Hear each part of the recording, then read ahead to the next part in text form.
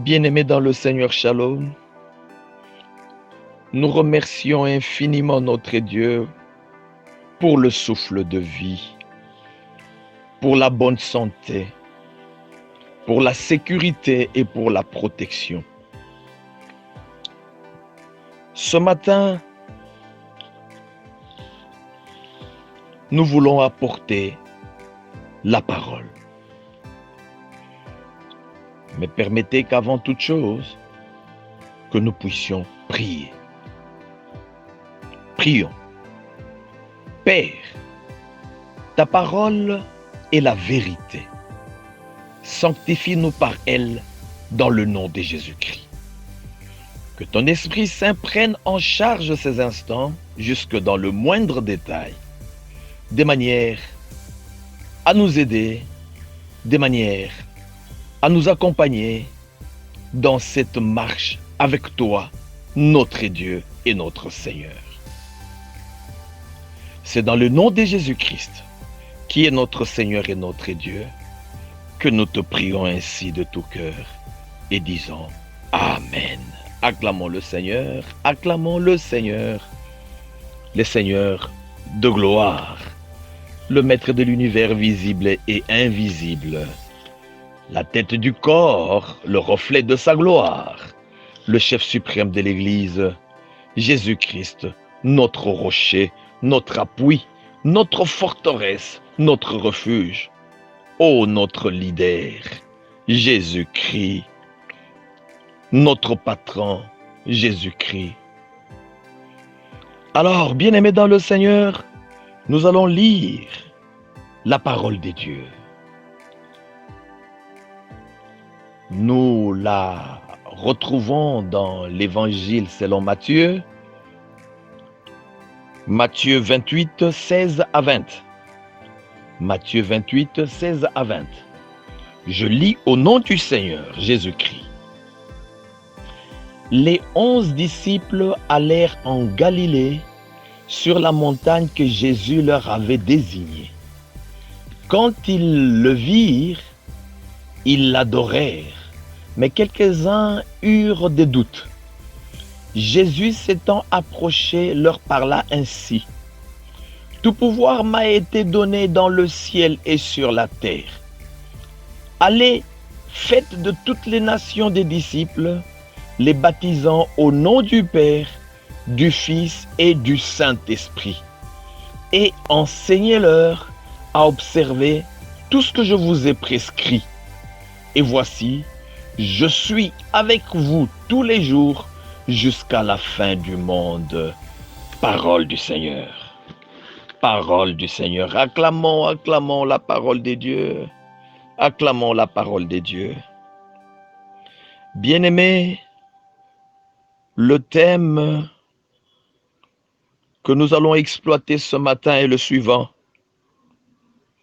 Les instructions du Seigneur Jésus-Christ aux disciples. Les instructions du Seigneur Jésus-Christ aux disciples. Bien-aimés, notre message de ce matin aura 4 points. Le premier est le suivant. Définition du concept instruction. Le deuxième, le pouvoir de Jésus-Christ. Le troisième, la mission confiée aux disciples. Et le quatrième, enfin, les caractéristiques des disciples. Nous commençons avec le premier point. Définition du concept instruction. Bien-aimés dans le Seigneur, il y a plusieurs définitions sur ce concept instruction. Mais il y a 2 qui nous ont plu. 2. La première. Une instruction est un ordre.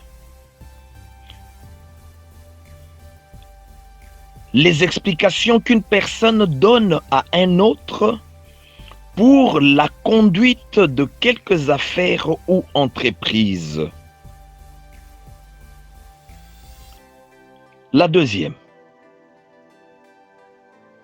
les ordres, les explications écrites ou verbales qu'un prince ou un gouvernement donne à son ambassadeur, à son envoyé, à son délégué, sur la manière de se conduire dans la mission dont il est chargé.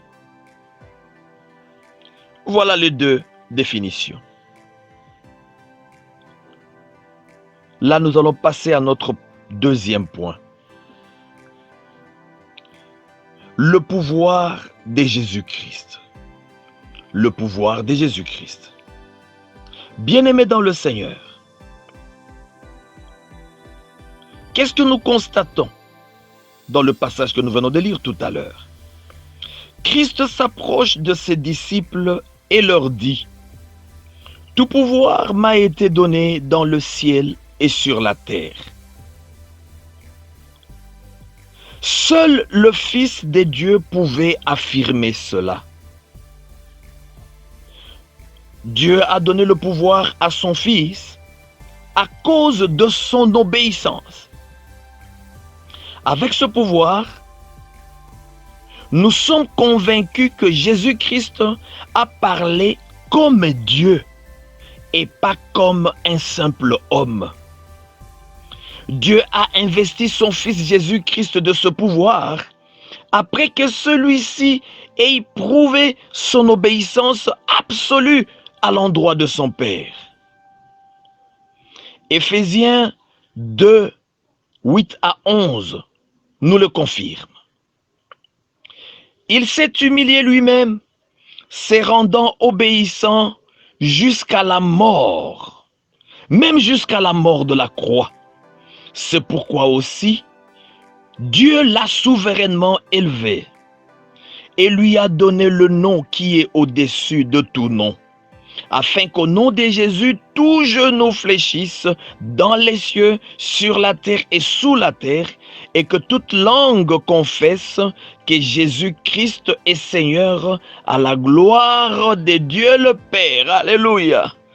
Alléluia. Bien-aimés, l'obéissance de Jésus-Christ n'a pas connu de rupture durant son séjour terrestre. Pendant son jeune âge, pendant l'exercice de son ministère terrestre et jusqu'à la mort, jusqu'à sa mort. Alléluia. Jusqu'à sa mort, bien-aimé dans le Seigneur. Sa mort à la croix maudite du calvaire. La récompense de son obéissance est l'investissement du pouvoir par le Père. Son nom est au-dessus de tout autre nom. Son nom est devenu une arme efficace contre l'ennemi Satan. Une arme plus que sophistiquée, bien-aimée dans le Seigneur, qui met Satan et toute sa suite dans l'insécurité la plus totale. Nous devons savoir également que Jésus-Christ a transféré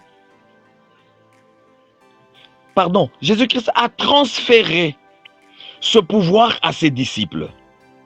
Les 60 disciples qui revenaient avec joie firent rapport à Jésus-Christ que les démons nous sont soumis en ton nom. Alléluia. Les démons nous sont soumis en ton nom. Alors Jésus a réagi en déclarant ceci: « Voici, je vous ai donné le pouvoir de marcher sur le serpent et les scorpions et sur toute la puissance de l'ennemi, et rien ne pourra vous nuire. » Les disciples du Seigneur ont le pouvoir, je le dis, au nom de Jésus-Christ. Ils ont le pouvoir d'évangéliser, de délivrer, de déposséder, de marcher sur le serpent, les scorpions, l'occultisme, la sorcellerie, la pauvreté, etc. Christ leur reconnaît ce pouvoir-là. Troisième point, la mission confiée aux disciples. la mission confiée aux disciples. Le Seigneur a dit ceci à ses disciples: allez et faites de toutes les nations des disciples. Cette parole des disciples-là vise la formation exclusive des disciples. Bien-aimés dans le Seigneur, la faiblesse des églises aujourd'hui, c'est le manque de formation des disciples. Le manque de formation des disciples et la résistance des personnes qui viennent à l'église, qui refusent la formation. La formation qui est la principale mission que le Seigneur a confiée à ses disciples en disant: enseignez-les à observer ce que je vous ai prescrit. La parole du Seigneur est claire. Enseignez-les à observer ce que je vous ai prescrit.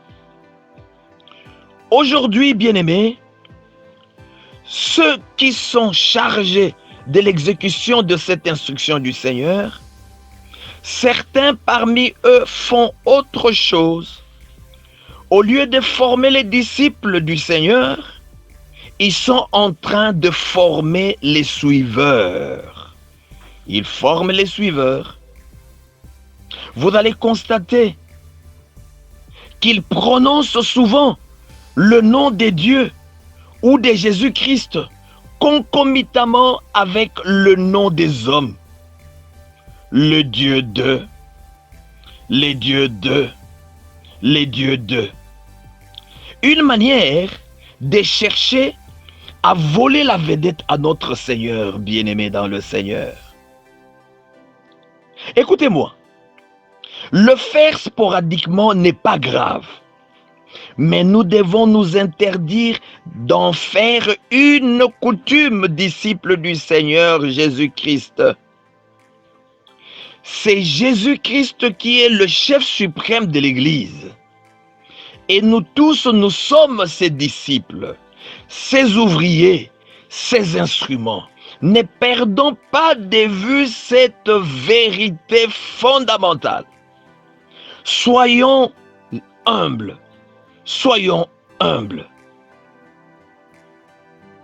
Bien-aimés, les apôtres, qui sont les véritables modèles des disciples, ne s'étaient pas comportés ainsi.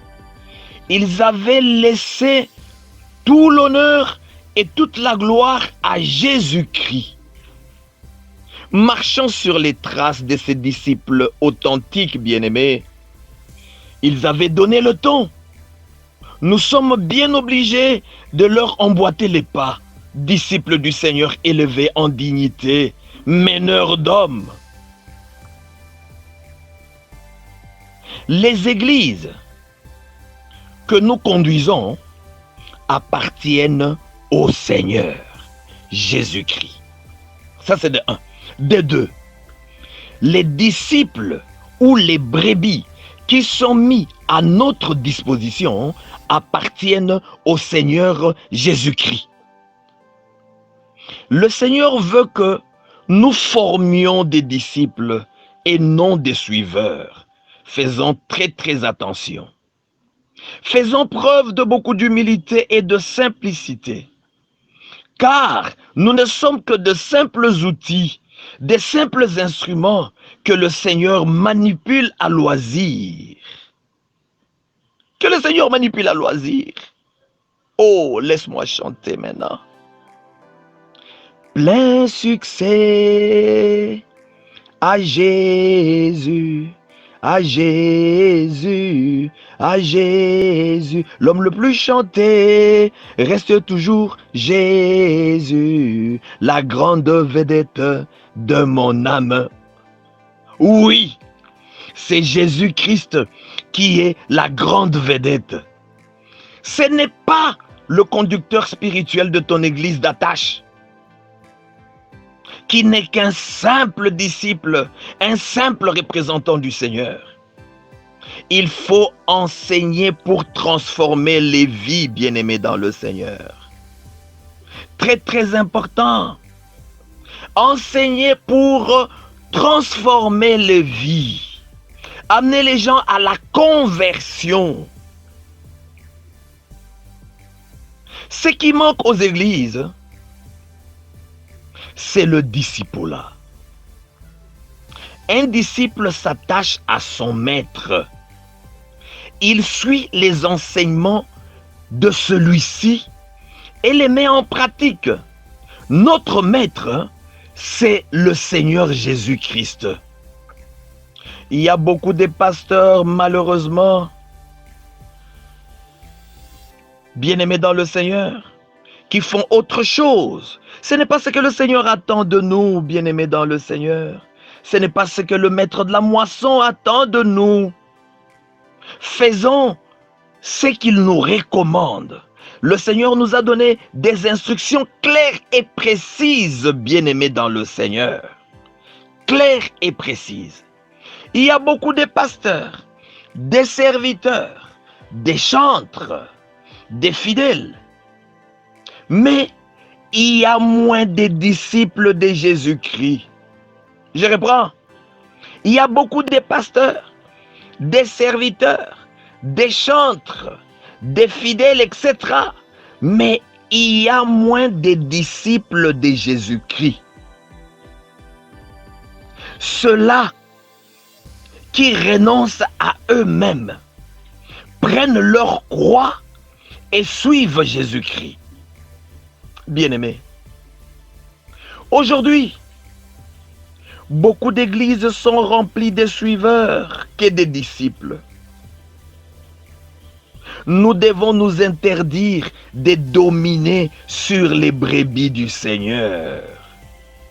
Quiconque forme des suiveurs, c'est-à-dire, c'est une personne qui veut dominer sur les brebis du Seigneur.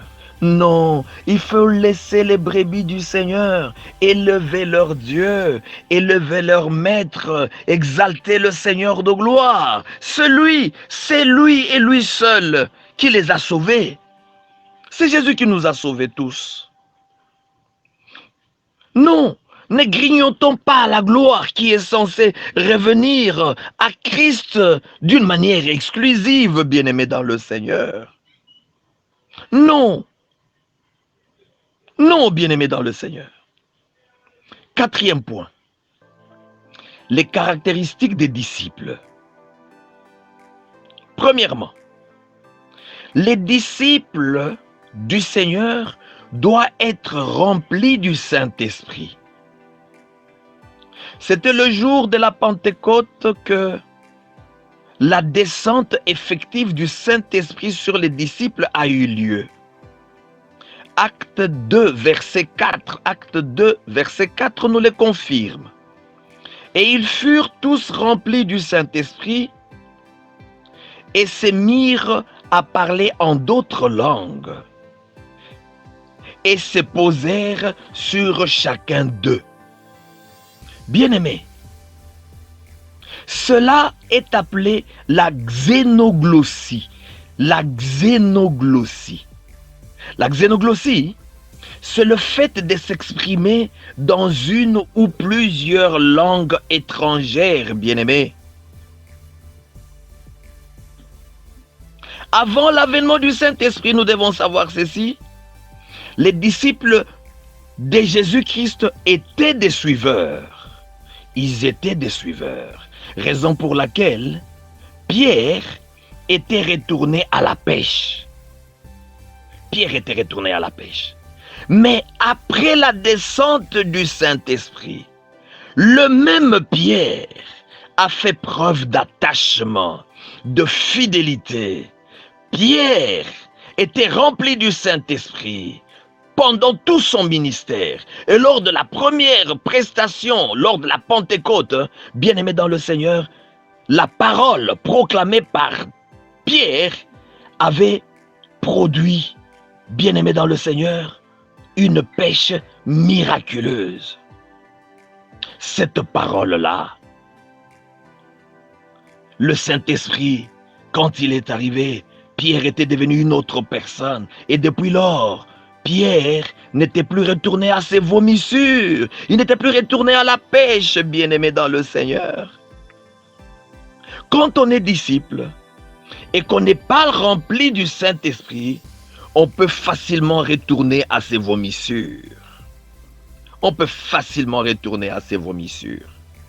L'Église a besoin des hommes et des femmes remplis du Saint-Esprit.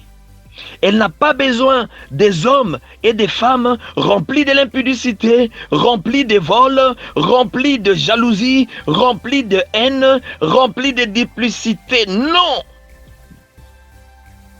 L'Église n'a pas besoin de ces gens-là. L'Église a besoin des hommes et des femmes remplis du Saint-Esprit. Deuxièmement, le disciple de Jésus-Christ doit persévérer dans la prière. Il doit persévérer dans la prière. Les disciples de Jésus-Christ, bien-aimés dans le Seigneur, doivent être des hommes et des femmes de prière. 1 Thessaloniciens 5, verset 17, 1 Thessaloniciens 5, verset 17 nous dit « Priez sans cesse, priez sans cesse ». Aujourd'hui, les disciples ne prient pas assez. Ils accordent priorité à certaines choses qui les déconnectent de la prière, qui est la voie par excellence pouvant les amener à contacter Dieu. Les disciples doivent imiter les géants dans la prière comme Élie, qui était un homme de la même nature que nous. Il pria avec instance. Jacques 5, verset 17 nous dit, Élie était un homme de la même nature que nous. Il pria avec instance pour qu'il n'ait plus point et ne tomba point de pluie sur la terre pendant 3 ans et 6 mois.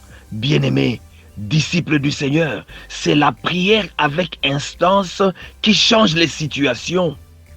Prions avec instance et nous aurons des résultats et nous aurons des solutions idoines aux problèmes auxquels nous sommes confrontés, bien-aimés. Billy Graham,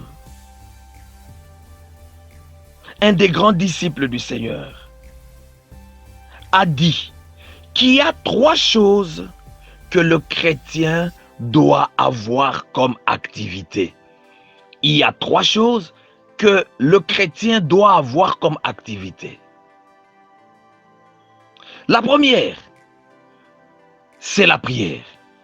La deuxième, c'est la prière. La troisième, c'est la prière. Alléluia. La prière, bien-aimé dans le Seigneur. Troisièmement, le disciple est celui qui médite la parole de Dieu chaque jour et la met en pratique, car il sait que sa réussite et son succès y sont attachés.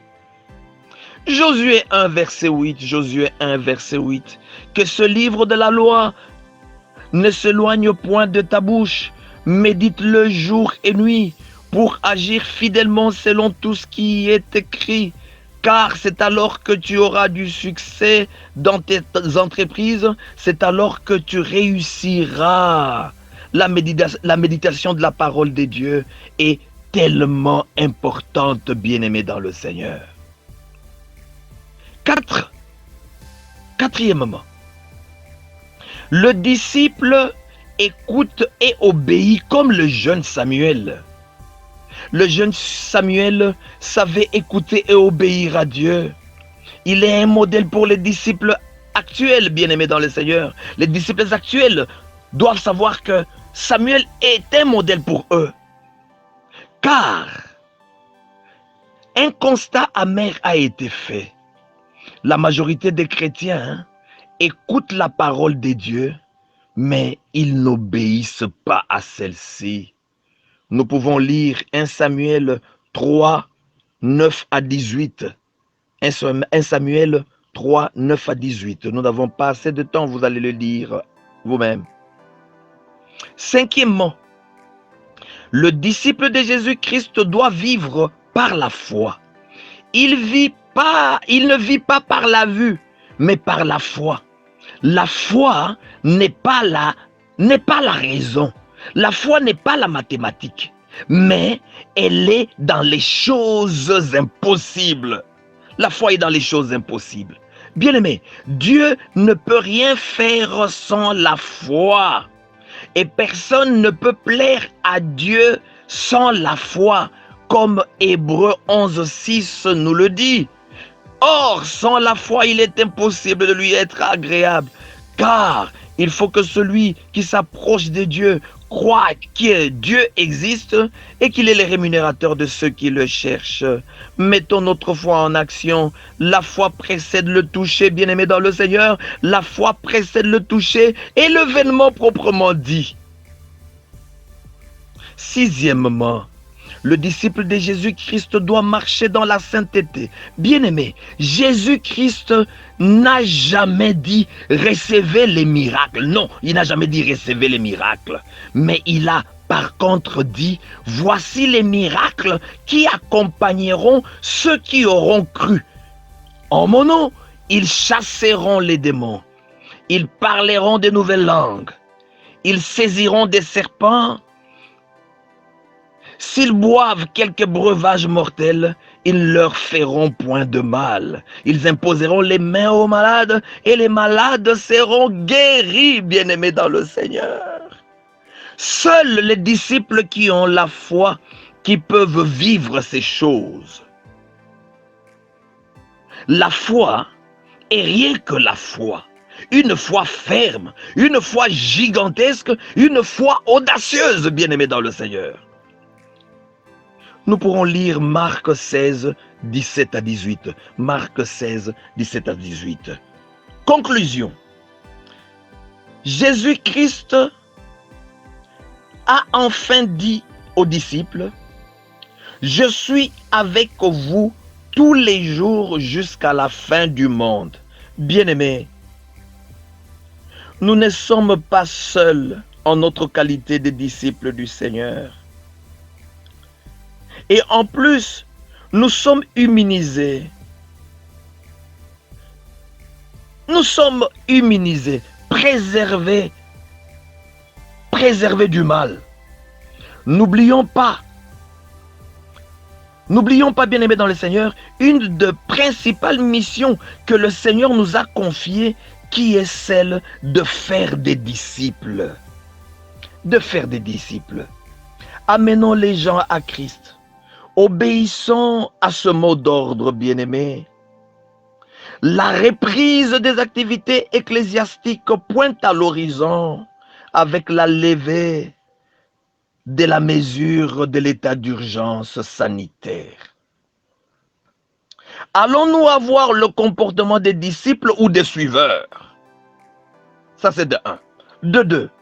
Allons-nous servir le Seigneur avec zèle ou allons-nous nous permettre, bien-aimés dans le Seigneur, de continuer avec la négligence? La négligence. Bien-aimés, chacun de nous devra opérer un choix judicieux. Que Dieu bénisse sa parole. Que Dieu bénisse sa parole. Bien-aimés dans le Seigneur, nous allons prier maintenant. Père, fais de nous des disciples obéissants, disponibles, aimant la prière, aimant la méditation de la parole, ayant la foi et craignant Dieu. C'est dans le nom de Jésus-Christ, notre Seigneur et notre Dieu, que nous t'avons ainsi prié de tout cœur et nous disons Amen, Amen.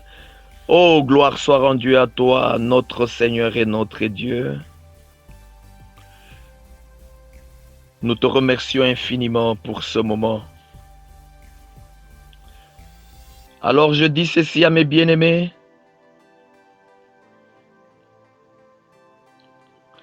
Si Dieu le veut, nous allons nous retrouver le dimanche prochain. Le dimanche prochain. Bon dimanche à tous et à chacun. Bye bye, bye bye. Abonnez-vous sur notre chaîne Escalator TV. Escalator TV, c'est la culture dans sa diversité.